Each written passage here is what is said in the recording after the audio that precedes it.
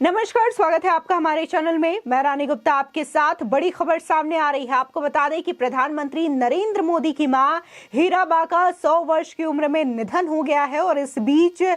तमाम जो राजनेता हैं वो लगातार प्रधानमंत्री मोदी की मां को श्रद्धांजलि दे रहे हैं और इसी के साथ ही इस दुख की घड़ी में अपने आप को संभालने के लिए संतावना भी पीएम मोदी को देते हुए लोग नजर आ रहे हैं। आपको बता दें कि इजराइल के 6वीं बार पीएम बने बेंजामिन नेतन्याहू ने भी अपनी श्रद्धांजलि हीराबा को दी है और इसी के साथ ही उन्होंने कहा है कि जिस तरीके से उन्होंने जो विरासत दी है प्रधानमंत्री मोदी को और जो याद दिया है हीराबेन ने वो संभाल करके रखे प्रधानमंत्री मोदी, और इसी के साथ ही उन्होंने कामना की है कि उन्हें स्वर्ग में अच्छी जगह मिले और इसी के साथ ही उन्होंने ये शोक संदेश व्यक्त किया है। आपको बता दें कि कल ही बेंजामिन को इजराइल के प्रधानमंत्री के रूप में 6वीं बार चुना गया और इसको लेकर के प्रधानमंत्री मोदी ने भी उन्हें शुभकामना संदेश दिया था और ट्विटर में इसको लेकर के उन्हें बधाई भी दी थी। अब इस बीच जहां तमाम देश विदेश से लगातार लोग प्रधानमंत्री की मां को लेकर के श्रद्धांजलि दे रहे हैं, तो वहीं देखने को मिला कि भारत में भी तमाम दलों के नेताओं ने भी श्रद्धांजलि दी, चाहे फिर वो राहुल गांधी हो, ममता बनर्जी हो, योगी आदित्यनाथ हो, अमित शाह, ऐसे तमाम बड़े बड़े नेता हैं जो कि लगातार ट्वीट करके प्रधानमंत्री मोदी की मां को श्रद्धांजलि दे रहे हैं। तो वहीं बॉलीवुड जगत से भी कई जाने माने एक्टर एक्ट्रेसेस ने भी इस तरीके से शोक संदेश लिखा। आपको बता दें कि कंगना रनौत, अक्षय कुमार, अनुपम खेर और इसी के साथ ही सोनू सूद जैसे तमाम अभिनेता और अभिनेत्री शुमार हैं जिन्होंने इस तरीके से शोक संदेश दिया और साथ ही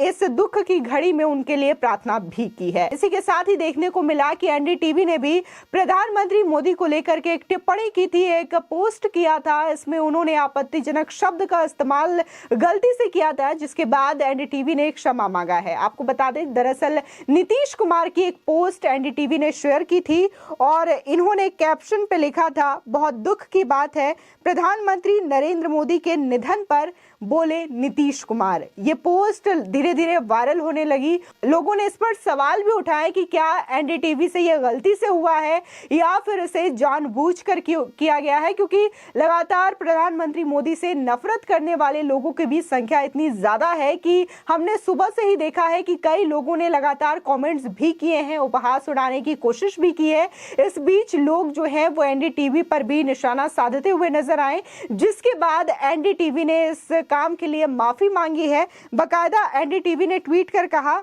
हमने आज गलती से प्रधानमंत्री नरेंद्र मोदी के बारे में गलत टिप्पणी पोस्ट कर दी थी, हम तहे दिल से क्षमा प्रार्थी हैं। आपको बता दें कि इसी ट्वीट पर तमाम लोगों के रिएक्शन आ रहे हैं, जिसमें लोग ये कह रहे हैं कि जो नहीं देखा है वो देख लो, और इसी के साथ ही कुछ लोगों का कहना है कि हमेशा से ही एनडीटीवी ने पीएम के विरोध में गलत खबरें भी चलाई है, तो ऐसे में कोई ताजुब की बात नहीं होगी कि अगर ऐसा एनडीटीवी लिख भी देते हैं। तो वहीं कुछ लोग कह रहे हैं कि ये मीडिया जगत है और ट्विटर पर कभी कभी इस तरीके से होड़ मची रहती है लोगों के बीच में कि खबर को जल्दी से लीक करना है और जल्दी से ब्रेक करना है, जिसकी वजह से इस तरीके की गलतियां हो जाती है। तो इसको कोई बड़ा मुद्दा बनाना भी जरूरी नहीं है। आपको बता दें कि आज सुबह ही यानी कि शुक्रवार की सुबह ही प्रधानमंत्री मोदी की मां का निधन हुआ है और इस बीच जहां वो अहमदाबाद गए थे और तमाम अंतिम संस्कार करने के बाद वो अपने काम पर भी लौट आए हैं और लगातार वर्चुअल तरीके से अपने कामों को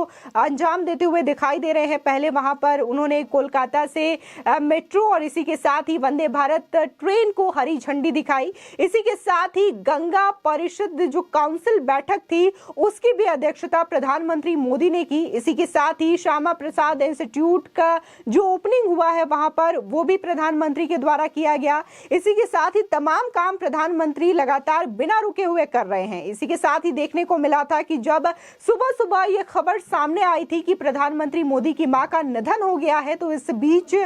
तमाम जो बीजेपी शासित राज्यों के मुख्यमंत्री थे, कई बड़े बड़े नेता थे और इसी के साथ ही गैर बीजेपी शासित राज्यों के मुख्यमंत्री थे जो कि हीराबा के अंतिम संस्कार पर आना चाहते थे, लेकिन प्रधानमंत्री मोदी और इसी के साथ ही उनके परिवार वालों ने कहा कि आप अपने अपने राज्यों में अपने जो काम है उसको बिना रुके करते रहेंगे, यही उनके लिए सच्ची श्रद्धांजलि होगी। और ये देखने को मिला था कि वहां पर भीड़ बिल्कुल भी नहीं जुटी है और तमाम चीजों का ध्यान रखते हुए ये सारी चीजें की गई है। प्रधानमंत्री नरेंद्र मोदी ने अपनी मां को अंतिम विदाई भी दी, वो पंचतत्व में विलीन भी हो गई हैं, लेकिन इस सब के बीच में एक संदेश सीधे तौर पर लोगों के बीच में गया है कि भले ही कुछ भी हो जाए, लेकिन बात जब देश की आती है तो इसको लेकर के प्रधानमंत्री मोदी कभी भी इस तरीके से चीजें नहीं कर सकते, या फिर देश को लेकर के जो काम चल रहा हो उसको कभी भी टाल नहीं सकते हैं। आपको बता दें कि प्रधानमंत्री नरेंद्र मोदी की मां हीराबा को लेकर के तमाम